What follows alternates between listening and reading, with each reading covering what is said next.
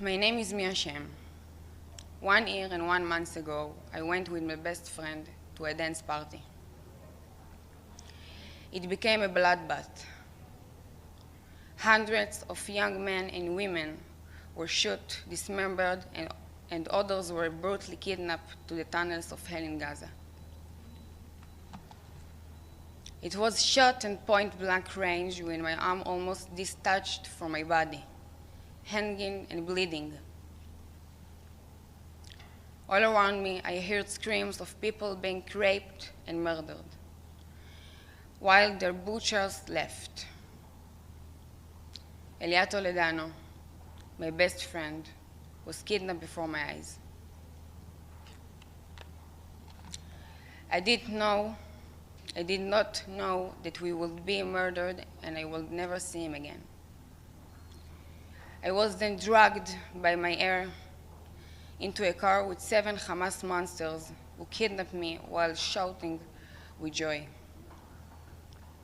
For 50 days, I was kept alone, suffering from unbearable pain in my hand without any treatment. A Hamas terrorist will sit in front of me in a dark room with a gun pointed at my head.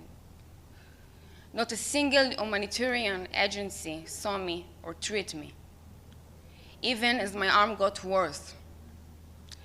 Where was the Red Cross? Where was the UN demanding that we have access to us? On day 50, I was lowered into the tunnels of hell, where I was kept in a small cage with 5 other Israeli women. 2 armed terrorists made sure we sat in the dark in silence.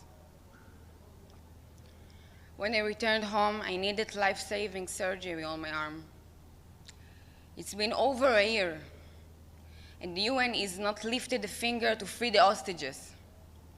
You sit here in your comfortable chairs, demanding the lives of my friends as if they are political issues and not innocent people being tortured by terrorists. I ask you, why do we have even a United Nations if you won't stand for us in the darkness of moments? What good are your resolutions, your debates, your empty promises? If the sick, the elderly, mothers and their children are left to rot in terror tunnels, I stand here to echo the cries of the 101 hostages who have now been in hell for over a year. Look at me.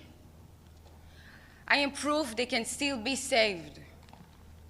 In this moment, 60 meters underground with no air, no light, no hope, my friends are still being held by monsters.